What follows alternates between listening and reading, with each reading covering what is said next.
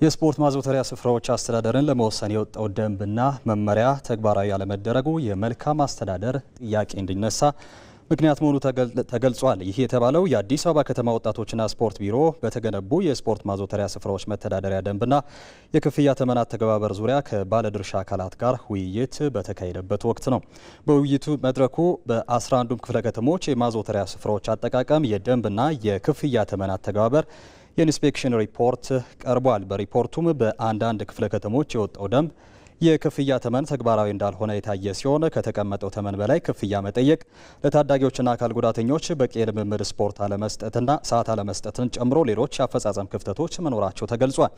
ይህ የውይይት መድረክ በስፖርት ማዘውተሪያዎች መተዳደሪያ ደንብና ክፍያ ተመን ላይ ያለውን ክፍተት የሚሞላ መሆኑን የአዲስ አበባ ወጣቶች ስፖርት ቢሮ ኃላፊ የሆኑት አቶ በላይ ደጀን ተናግረዋል። የመተዳደሪያ ደንቡንና የክፍያ ተመኑን በአንዳንድ ክፍለ ከተሞችና ወረዳዎች ላይ ተግባራዊ ባለማድረግ ረገድ ወይም ክፍተቶች በመፈጠራቸው ምክንያት የከተማችን ወጣቶች የሚያነሷቸው የመልካም አስተዳደር ችግሮች አሉ ማለት ነው። የመልካም አስተዳደር ችግር ብለን የምናነሳው አንዱ ከዚህ በፊት ሲነሳ እንደነበረው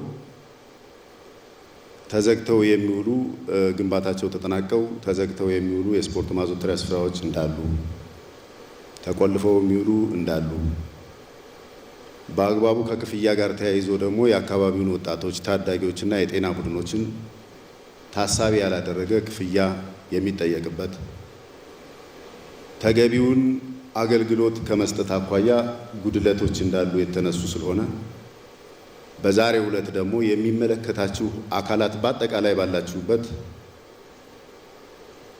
ይሄንን የወጣውን የመተዳደሪያ ደንብና የክፍያ ተመን የምናቀርብ ይሆናል። በ11ዱም ክፍለ ከተሞች የኢንስፔክሽን ቡድን አዘጋጅተን የኢንስፔክሽን ቡድኑ ደግሞ ያገኛቸውን ግኝቶች አቅርበን በእነዚህ ጉዳዮች ላይ ውይይት የምናደርግ ይሆናል ማለት ነው። በከተማው የተሰሩ ማዘውተሪያዎች በወጣው መተዳደሪያ ደንብና የክፍያ ተመን ለህብረተሰቡ አገልግሎት መስጠት እንዳለበት የቢሮው ኃላፊ አሳስቦ ተናግረዋል።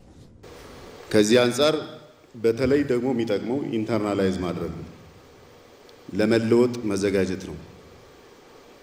በኮሚትመንትና በዝግጁነት ከተማችን ውስጥ የተሰሩት የስፖርት ማዘውተሪያ ስፍራዎች በርካታ ናቸው፣ ጽዱ ናቸው፣ ሳቢ ናቸው፣ ማራኪ ናቸው። እነዚህን ደግሞ ወደ አገልግሎት ካላዋልን ትርጉም የለውም። ስለዚህ ዋናው ጠያቂ ደግሞ በዘርፍ ውስጥ ያለ አመራር ነው።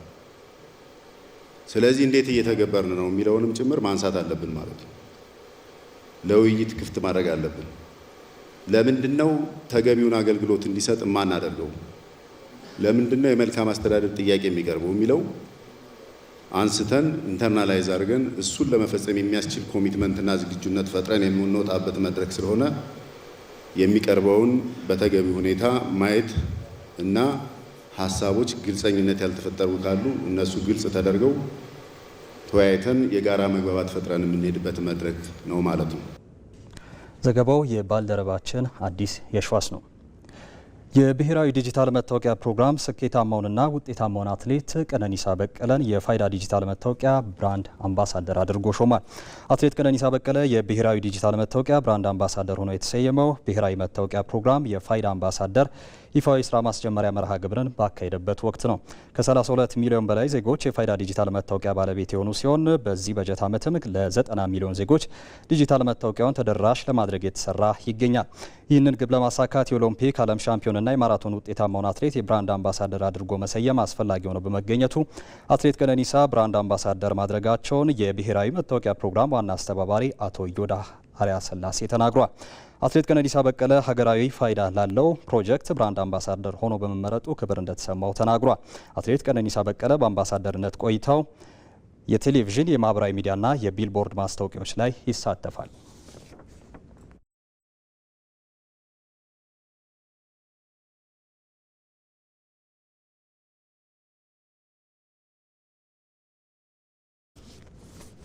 ሀያ አምስተኛው የዱባይ ማራቶን የፊታችን እሁድ ማለዳ ይካሄዳል። አንችናሉ ደሴና ንብረት መላክን ጨምሮ ኢትዮጵያውያን አትሌቶች እንደ ወትሮ የመድረኩን የአሸናፊነት ቅድመ ግምት አግኝተዋል። እንድሪስ መሐመድ ተጨማሪ ይዞታል። በ150 ሰዎች ጀምሮ 30 ሺህ ሰዎች የሚሳተፉበት ከምድራችን ታላላቅ የጎዳና ውድድሮች አንዱ ለመሆን በቅቷል። የተባበሩት አረብ ኤሚሬቶቹ ዱባይ ማራቶን ለ25ኛ ጊዜ ሊካሄድ ቀኑ ቀርቧል። እንደ ብዙዎቹ ጊዜያት ጀንበር ሳትፈካ ጽልመት ሳይገፈፍ ተጀምሮ በማለዳ የሚጠናቀቀው ማራቶን ከኢትዮጵያውያን ጋር ጥልቅ ትስስር አለው። የሌቱ ክፍለ ጊዜ ሳይጠናቀቅ ውድድሩ ለመጀመሩ ምክንያት የሆነው የውድድር ስፍራውን ፈታኝ የአየር ንብረትና ወበቅ ለመቋቋም ያስችል ዘንድ ነው። ታዲያ በዚህ ፈታኝ የውድድር ስፍራ ኢትዮጵያን አትሌቶች በቁጥር በዝቶ የመሳተፍ ደጋግሞም የማሸነፍ መንገድን በመካከለኛው ምስራቅ የቱሪስት መዳረሻ ባለፉት 24 የውድድር ዓመታት ተጉዘውታል። ከጋሻው መለሰ 2004 ላይ ከተመዘገበው የመጀመሪያው ስኬት ተነስተን የኢትዮጵያን አትሌቶችን የመድረኩን የአሸናፊነት ታሪክ ከዘረዘርን በወንዶች 17 ድሎችን እናገኛለን። እዚህ ጋር ባለ 27 ክብረ ወሰኑ የማራቶን የዓለም ክብረ ወሰንንም 2 ጊዜ ያሻሻለው ኃይሌ ገብረስላሴ በተከታታይ 3 ጊዜ አሸናፊነቱ ዱባይ ማራቶን ላይ ጉልህ ድርሻ አለው። በወንዶች ኬንያውያን አትሌቶች የበላይነት ወስደውባቸው እንደነበሩት የመጀመሪያዎቹ 4 ውድድሮች በሴቶች ሩሲያውያን አትሌቶች ቀዳሚ ነበሩ። በዚህ መድረክ ያለፉት 24 መድረኮች ኢትዮጵያውያኑ ለ18 ጊዜያት ያክል ድል አድርገዋል። እንደ ኃይሌ ገብረስላሴ ሁሉ ደግሞ አሰለፈሽ መርጋ የ3 ጊዜ አሸናፊነቷ ከሌሎች ቀዳሚ አድርጓታል። የዱባይ ማራቶን ክብረ ወሰን በሁለቱም ጾታ በኢትዮጵያን አትሌቶች የተያዘ ነው።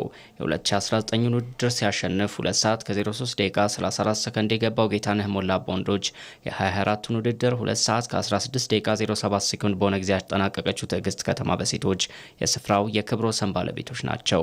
ዘንድሮም የፈረንጆቹ 2026 በገባ በሁለተኛው ወር የመጀመሪያ ቀን እሁድ ማለዳ ሲካሄድ አዳዲስ አሸናፊዎች ይጠበቃሉ። በወንዶች ጋዲሳ ብርሃኑና ብርሃኑ ጽጉ እንዲሁም ንብረት መላክ ለአሸናፊነት ቅድመ ግምት ካገኙት አትሌቶች መካከል ናቸው።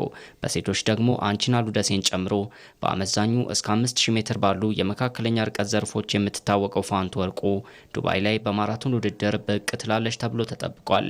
በአንድ ወቅት እስከ $1 ሚሊዮን የሚጠጋ ገንዘብ ለአሸናፊዎች አበርክቶ የሚያውቀው ማራቶኑ ዘንድሮ $100,000 ለአሸናፊዎች አዘጋጅቻለሁ ብሏል። ሆኖ ባያውቅም የሚሳካ ከሆነ ደግሞ ለዓለም ክብረ ወሰን $1 ሚሊዮን ሽልማት ተበጅቷል። እነሆ በተደጋጋሚ ድላቸው የኢትዮጵያን እስከ መባል የበቃው የዱባይ ማራቶን 25ኛ የብር ኢዮቤልዩ በዓሉን ሊያከብር እሁድ ማለዳን ይጠብቃል። ይህንንም አጋጣሚ በተለየ መንገድ ለማሳለፍ ተዘጋጅተናል ብለዋል የውድድሩ አዘጋጅ ፒተር ኮኖርተን።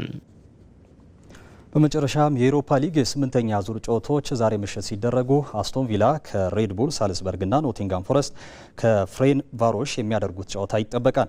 ወደ ቀጣዩ ዙር ማለፉን አስቀድሞ ያረጋገጠው የእንግሊዙ ቡድን አስቶን ቪላ በሜዳው የኦስትሪያውን ሬድ ቡል ሳልስበርግን ያስተናግዳል። ከመሪው ሊዮን ጋር በነጥብ ልዩነት ተስተካክሎ በግብ ክፍያ ዝቅ ብሎ ሁለተኛ ደረጃ ላይ የተቀመጠው አስቶን ቪላ በዩሮፓ ሊግ ካደረጋቸው 7 ጨዋታዎች 6ቱን አሸንፎ በአንዱ አቻ ተለያይቶ 18 ነጥቦችን ሰብስቧል። በሌላ ጨዋታ ኖቲንጋም ፎረስት በቀጥታ ወደ ቀጣዩ ዙር የሚያልፍ ምርጥ 8 ቡድኖች ውስጥ ለመግባት በሜዳው ሲቲ ግራውንድ ፍሬን ባሮሽን ይገጥማል። በ15 ነጥቦች 7ኛ ደረጃ ላይ የሚገኘው ፍሬን ባሮሽ የተሻለ 8 ውስጥ የመጨረስ እድል ያለው መሆኑን ተከትሎ የዛሬው ጨዋታ ለፎረስት ከባድ ይሆናል ተብሎ ይጠበቃል።